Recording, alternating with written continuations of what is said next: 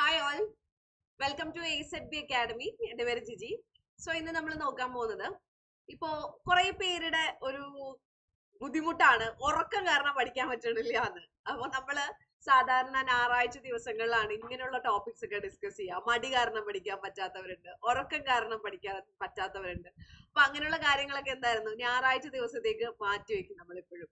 അപ്പൊ ഉറക്കം കാരണം പഠിക്കാൻ പറ്റാത്ത ഒത്തിരി ആൾക്കാരുണ്ടാവും. ഉറപ്പായിട്ടും നിങ്ങൾ ഈ വീഡിയോ കാണുന്നവരൊക്കെ എനിക്കറിയാം തമ്മിലിൽ കണ്ടിട്ട് നമുക്കും ആ ഒരു പ്രശ്നം ഉണ്ടല്ലോ എന്ന് പറഞ്ഞിട്ടാണ് വന്നത്.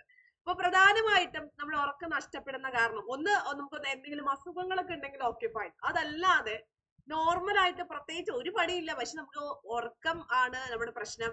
എന്നാ സമയത്തിന് ഉറങ്ങണമില്ല. ഇപ്പൊ ഉറക്കമാണ് പ്രശ്നം എന്ന് പറയുമ്പോഴും ലേറ്റ് നൈറ്റ് ആയിട്ട് 1 മണിക്കൊക്കെയാണ് നമ്മൾ ഉറങ്ങുന്നത്. പക്ഷെ രാവിലെ അങ്ങോട്ട് നന്നായിട്ട് ഉറങ്ങിയിട്ട് രാവിലെ 10 മണിക്കൊക്കെ ആയിരിക്കും എഴുന്നേക്കുന്നത്. ജോലിയുള്ള ആൾക്കാരാണെങ്കിലും ഭയങ്കര കഷ്ടപ്പെട്ടാണ് ജീവിതം മുന്നോട്ട് നീക്കുന്നത്. അങ്ങനെയുള്ള കുറെ പരിപാടിയുണ്ട്. ഉറക്കം കാരണം തന്നെ പഠിത്തം നഷ്ടപ്പെടുന്ന ഒത്തിരി ആൾക്കാരുണ്ട്.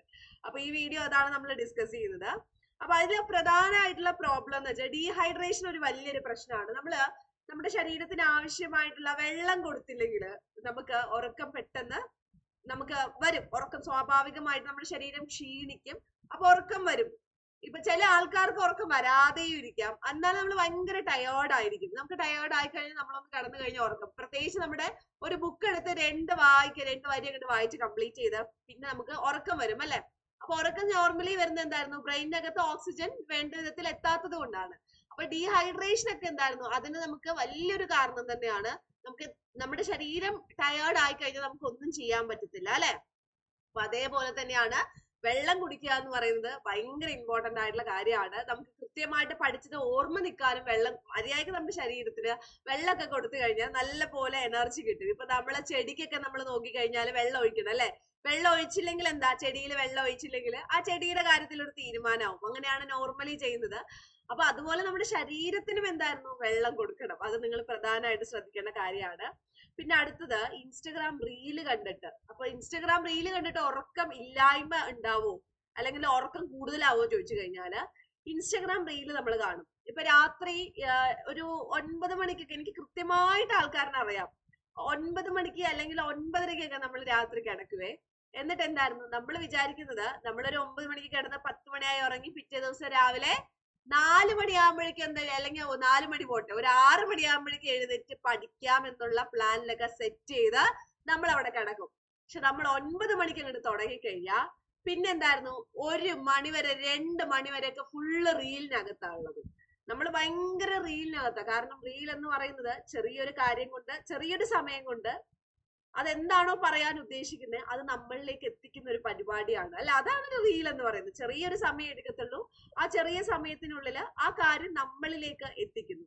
അതാണ് മെയിൻ ആയിട്ടുള്ള റീലിലൂടെ ഉദ്ദേശിക്കുന്നത്. അപ്പൊ നമ്മളുടെ ബ്രെയിന് ആ രീതിയിൽ സെറ്റ് ആവുകയാണ്. അപ്പൊ നമുക്ക് അവിടെ ഇരുന്ന് പഠിക്കാനോ അല്ലെങ്കിൽ കുറെ നേരം കോൺസെൻട്രേറ്റ് ചെയ്യാനോ എല്ലാ കഴിവും ആ റീലിലൂടെ നഷ്ടപ്പെടുവാണ്. അപ്പൊ ഇത് കാരണം എന്താ? നമ്മൾ ഉറങ്ങാൻ വൈകിട്ട് നമ്മളിപ്പോ ഒരു 2 മണിക്ക് എഴുന്നേറ്റ് 2 മണിക്ക് നമ്മൾ ഉറങ്ങി എന്ന് വിചാരിച്ചോ. നമ്മൾ എഴുന്നേക്കുന്നത് പിറ്റേ ദിവസം 8 മണിക്കൊക്കെയാണ്. അപ്പൊ നമുക്ക് സ്വാഭാവികമായിട്ട് 8 മണിയാകുമ്പോഴേക്കും നമ്മൾ വിചാരിക്കുന്നത് എന്തായിരുന്നു? അയ്യോ ഭയങ്കര ഉറക്ക ക്ഷീണാണ്, വീണ്ടും ഉറക്കം, ഈ ഉറക്കം കാരണം എന്റെ പഠിത്തം ഒന്നും ശരിയാവുന്നില്ല എന്നാ വിചാരിക്കുന്നത്. ആക്ച്വലി നമ്മൾ എപ്പോഴാ കിടക്കുന്നത്? അത്രയും പാതിരാത്രി കിടക്കുന്നത്. 12, 1, 2 മണിക്കൊക്കെ കിടക്കുന്നത്. എന്നിട്ട് രാവിലെ എഴുന്നേറ്റ് നമ്മൾ പറയുന്നു ഈ ഒറ്റ ഉറക്കം കാരണം നമ്മുടെ ശരിയാവുന്നില്ല. അത് കഴിഞ്ഞ് പിറ്റേ ദിവസം നമ്മൾ എന്ത് ചെയ്യുന്നു?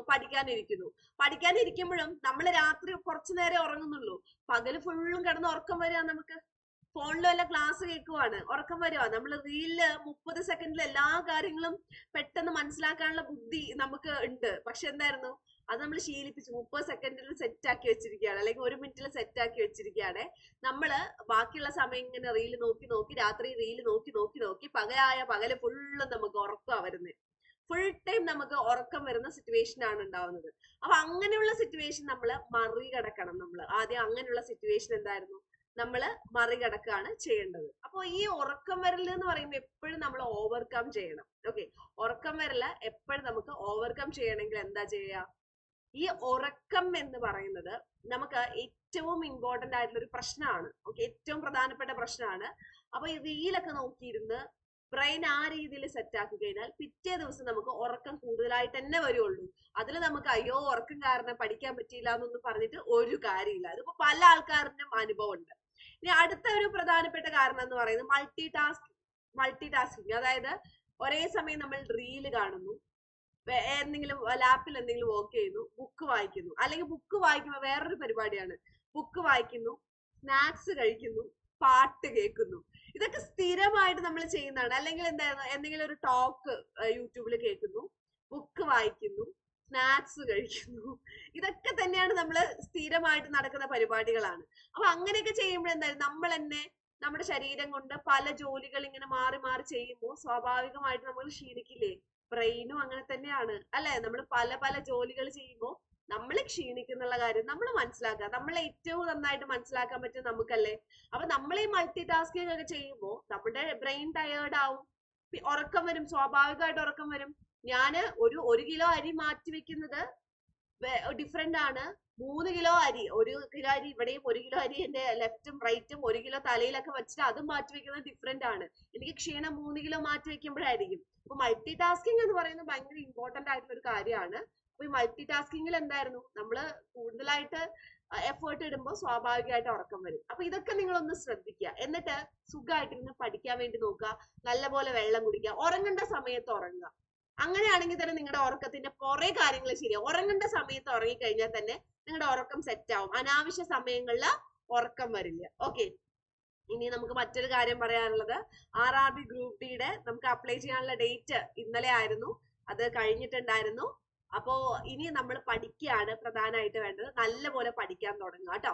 അപ്പൊ നമ്മുടെ കോഴ്സിന് ജോയിൻ ചെയ്യണമെങ്കിൽ ജോയിൻ ചെയ്യുക. നമ്മുടെ കോഴ്സ് എന്ന് പറയുന്നത് ലൈവും റെക്കോർഡ് സെഷനും ടെസ്റ്റ് സീരീസും PYക്കും ഒക്കെ ഉള്ളൊരു കോഴ്സാണ് നമ്മുടെ. ഓക്കെ, അപ്പൊ അതിൽ നിങ്ങൾക്ക് ജോയിൻ ചെയ്യാൻ സാധിക്കും. ഇനി അതുപോലെ തന്നെ നിങ്ങൾ കോഴ്സിൽ ജോയിൻ ചെയ്യുമ്പോൾ എങ്ങനെയാണ് ജോയിൻ ചെയ്യേണ്ടതെന്ന് പറഞ്ഞുതരാം. നമ്മുടെ ആപ്പ് ഇൻസ്റ്റാൾ ചെയ്യുക, ലിങ്ക് താഴെ കൊടുത്തിട്ടുണ്ട്.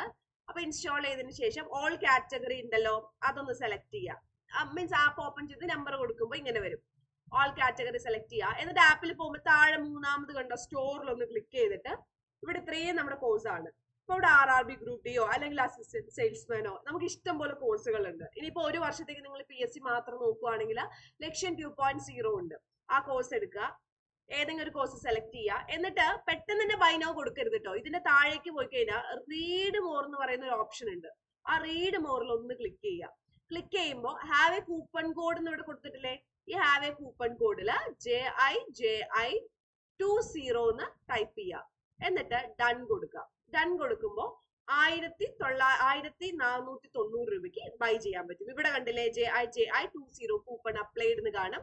എന്നിട്ട് ബൈ കൊടുക്കുക. അപ്പൊ ഇവിടെ നമുക്ക് നോക്കുമ്പോൾ ഫോൺ പേയോ ഗൂഗിൾ പേയോ എന്തിൽ വേണമെങ്കിലും നമുക്ക് സെലക്ട് ചെയ്തിട്ട് കണ്ടിന്യൂ കൊടുത്താൽ മതി. ഇനി എന്തെങ്കിലും ഡൗട്ടോ കാര്യങ്ങളൊക്കെ ഉണ്ടെങ്കിൽ മുകളിലുള്ള ഈ നമ്പർ കണ്ടില്ലേ, ഈ നമ്പറിൽ ഒന്ന് കോൺടാക്ട് ചെയ്താൽ മതി. എന്നിട്ട് പറഞ്ഞാൽ മതി യൂട്യൂബിൽ നിന്ന് കണ്ടിട്ടാ വിളിക്കുന്നേ, എനിക്ക് ഇന്ന കോഴ്സിന്റെ ഡീറ്റെയിൽസ് ഒന്ന് അറിയണം എന്ന് പറഞ്ഞിട്ട് നിങ്ങൾ പഠിക്കാൻ തുടങ്ങുക കേട്ടോ. അപ്പൊ അത്രയാണ് പറയാനുള്ളത്. അപ്പൊ വീണ്ടും അടുത്തൊരു സെഷനിൽ നമുക്ക് കാണാം. ബൈ.